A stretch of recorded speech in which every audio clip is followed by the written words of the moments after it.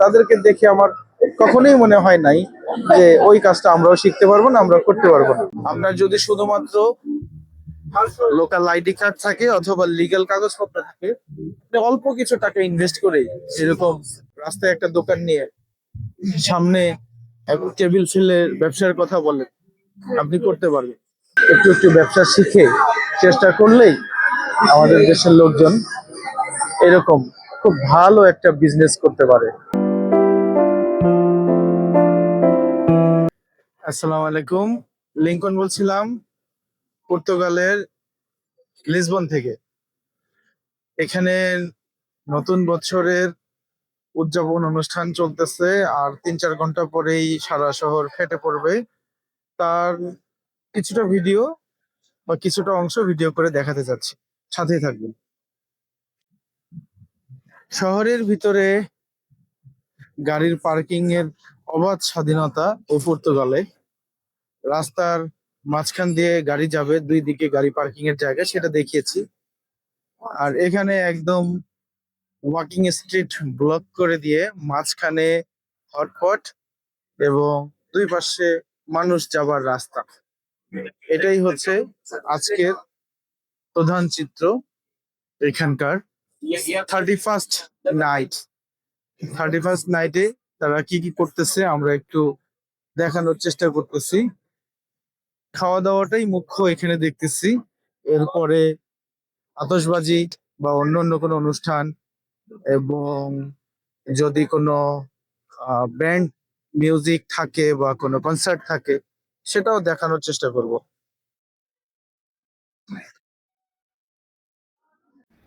একটু এই দিক দিয়ে আসি, দেখি এক এক সাইড দিয়ে গেলে এক এক রকম দৃশ্য দেখতে পারবেন আপনারা।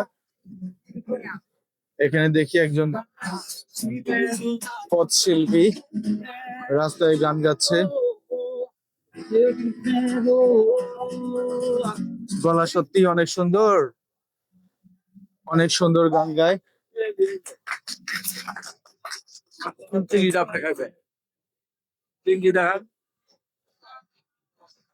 নতুন বছর উপলক্ষে এই সমস্ত ডিপ ডিপ সি ফুড অর্থাৎ ডিপ সি ক্রাব যেগুলো আছে সেগুলো খাওয়া হবে।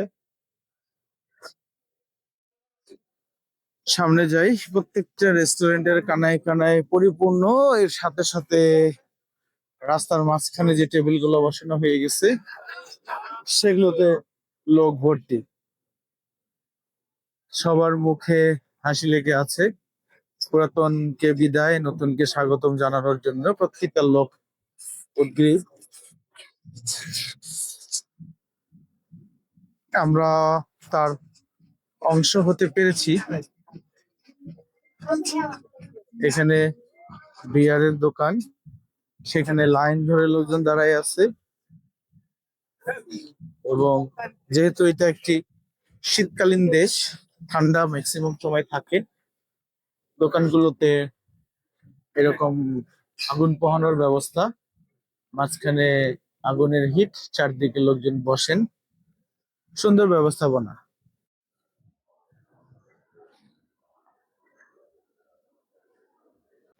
এবার আসি আমার ইন্টারেস্টের জায়গা। আমার ইন্টারেস্টের জায়গা হচ্ছে সারা বিশ্বের সমস্ত জায়গায় চাইনিজ খাবার সমাদৃত।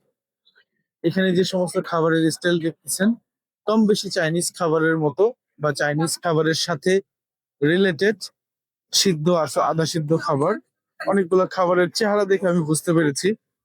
এবং এই কাজগুলো শিখে নেওয়া 2-1 মাসের মধ্যে কোনো ব্যাপার না। একটা কোর্স করলে এই ব্যবসাগুলোর কন্ট্রোল অন্যান্য দেশের লোকের হাতে, কেন আমাদের দেশের লোকের হাতে না?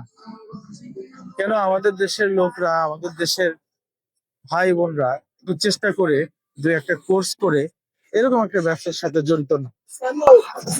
একটু একটু ব্যবসা শিখে চেষ্টা করলেই আমাদের দেশের লোকজন এরকম খুব ভালো একটা বিজনেস করতে পারে, যেখানে টাকার অভাব হবে না, যেখানে পিছন থেকে তাকে আর তাকাইতে হবে না। শুধু একটু রান্না বান্নার জ্ঞান নিয়ে এরকম ছোট ছোট রেস্টুরেন্ট খুলে সুন্দরভাবে পরিচালনা করতে পারে। এই জায়গাটা শুধু নিউ ইয়ারের জন্যই যে এরকম জাঁকজমক থাকে ব্যাপারটা ঠিক সেরকম না। শুধু 31st নাইটেই যে লোক হবে এরকম না, এখানে 31st নাইট ছাড়াও অন্যান্য সময় আছে, অন্যান্য সময়েও কি হয়, লোকজন থাকেন। তো সেই বিবেচনাটা যদি করি তাহলে খাবারগুলো দেখেন আপনারা, কাঁচা আধা কাঁচা চাইনিজ খাবার যেহেতু বিশ্বব্যাপী সমাদৃত, সেহেতু চাইনিজ রান্না শিখে আপনি চাইনিজ রেস্টুরেন্টও দিতে পারেন, চাইনিজ দোকানও দিতে পারেন পৃথিবীর অনেক দেশে, ইনক্লুডিং ইউরোপে। ইউরোপের অনেক জায়গায় আমি দেখেছি চাইনিজ রেস্টুরেন্টের কথা শুনলেই ওরা চিন্তা করে অনেক দামি খাবার। আসলে চাইনিজ খাবার সবাই রাঁধতে পারে না, এবং চাইনিজ খাবারের টেস্টটা আলাদা, এই জন্য বেশি দামে বিক্রি হয়। সেটাকে অ্যাভেলেবেল করে ফেললেই আপনার জীবনের মোড় ঘুরে যায়। আপনি সেই জিনিসটা শিখে ফেলেন। যেহেতু আমি পার্সোনালি চাইনিজ ফ্যামিলিতে থাকি এবং চাইনিজ ফ্যামিলি বিলং করি, তা আমি জানি যে চাইনিজ রান্না আসলে শুধুমাত্র সময়ের ব্যাপার। গুড টাইমিং যদি থাকে, কখন কোনটার পরে কি দিবেন রান্না করার সময়, এই টাইমিং ঠিক রাখা মানেই চাইনিজ খাবারের স্বাদ চলে আসা।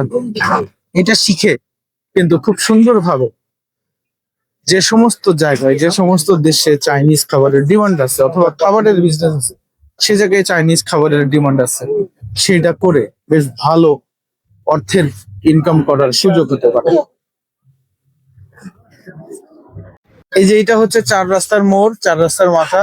প্রতিটা রাস্তা, এই যে নাম্বার 2 রাস্তা, নাম্বার 3 রাস্তা, এই নাম্বার 4 রাস্তা, প্রত্যেকটা রাস্তায় লোকজন, বসার জায়গা নেই, তিল পরিমাণ জায়গা নেই যে আপনি এখানে বসবেন।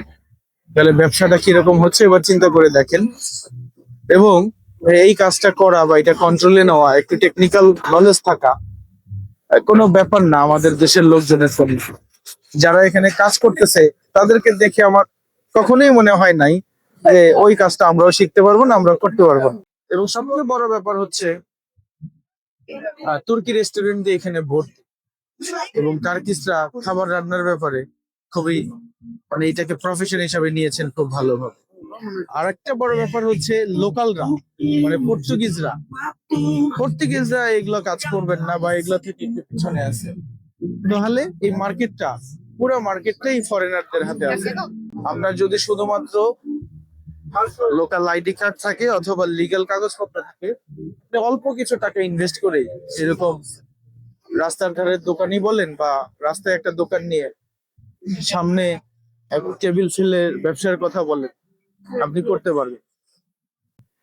এই যে লাইন ধরে সামনে একটা চত্বর আছে, সেই চত্বরে সবাই ঢুকতেছে, এই সিরিয়াল ধরে সবাই ঢুকবে ভিতরে, আমরাও একটু ঢুকি নিউ ইয়ার উদযাপনের জন্য, বর্ষবরণের জন্য। ধন্যবাদ সবাইকে। এই ছিল আমার আজকের ভিডিও পর্তুগাল লিসবন থেকে নিউ ইয়ার শুভ নববর্ষ উদযাপন উপলক্ষে। অন্য কোনো সময় অন্য কোনো জায়গা থেকে আরেকটি ভিডিও অন্য তথ্য সহ নিয়ে আপনাদের সামনে হাজির হব, এই প্রত্যাশায় এই ভিডিওটা এখানে শেষ করছি।